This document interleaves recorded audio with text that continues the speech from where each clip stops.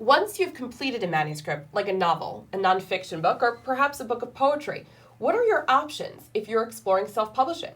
Well, joining us here today to dissect some of those options is Scott Mulraney. He has authored 4 self-published novels, including his latest, Danny Dirks and the Heir of Pendragon. Scott, thanks for coming. Thanks for having me. You know, when it comes time to actually publish or self-publish, I know you need to worry about a lot of things. You have to have it edited, you have to have a cover designed. For a moment, I'd like to ignore all of those things and just get ready for the next first step. Where do you go? How do you start? Well, the best thing to do is find a platform from which to sell your books from. Okay. Kindle Direct Publishing is sort of the go-to first step. That's Amazon's self-publishing branch. Mm-hmm. How easy is it to get started on, say I want to use that platform? How do I start? It can actually be almost too simple. You need a finished edited document, a Word document or PDF file, and a cover file, and a really good book blurb. That's it. To sort of draw in your readers, and that's kind of it. Wow. So you specified Kindle Direct Publishing, and I've heard of them as well. I know that there are others out there. Is there a reason why so many people gravitate towards that one, why that one is the go-to? How do you make that decision? Because there are people who would want to go somewhere else. Sure. Amazon is sort of the big fish. Okay. If you had one place to go, obviously you want to try and spread yourself out. You don't want to limit yourself to one venue. But if you had to go with one, Amazon and the popularity of Kindle is sort of what you want to hang your hat on. Yeah, it sounds like it might be a great place to start as well, yes, and then definitely. Expand as you go along. Yeah. Let's talk pricing. How Sure. much does this cost? As little as nothing. Honestly, if you can make your own cover, I would never trust myself to do something like that. Right. But if you can create your own cover art, it can cost you as little as nothing. And then how does one determine, so it doesn't cost you much, but now, how do I make revenue off my book? Yeah, how do I decide how to much price the book. it? Sure. So pricing is up to the author. You can price it as high as you want, and you can price it as low as 99 cents for That's a full-length novel. That is the lowest.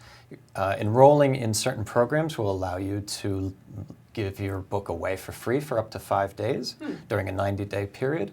But there's benefits to pricing it at a certain point between $99 and $2.99, and then $2.99 and up gets a different royalty rate. So maybe if you're first starting out, likely you're pricing at the $99. Possibly. It depends. Some people like to price that as an intro. If you're writing a series of books, maybe the first book is at an intro price of 99 cents.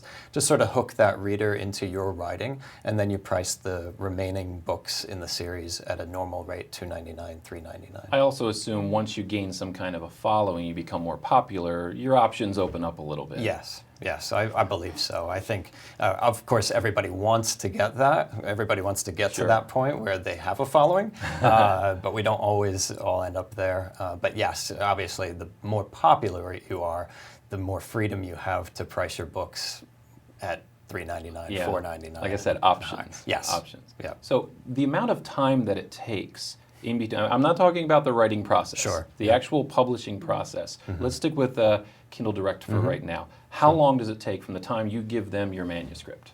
It can take upwards of 24 hours.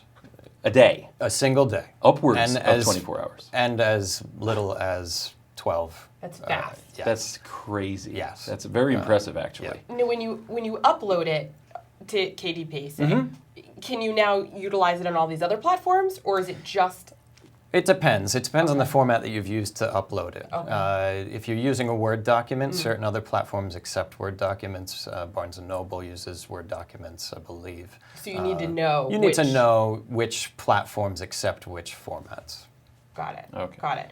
So, what about promotion? Yes, I know you laugh, and I've the had magic question. experiences. The magic question. Do any of these platforms help with that, or are you completely on your own? I don't think you're completely on your own. You're completely on your own as far as marketing goes, though. Okay. Nobody's going to help you there, at least not until you pay them. There are venues which you can pay for promotion. A couple of the more popular ones are BookBub, They, have developed a huge email list Yeah, I've in heard the of them last as well. couple of years, and so you can reach upwards of 500,000 people with a single paid ad. Wow.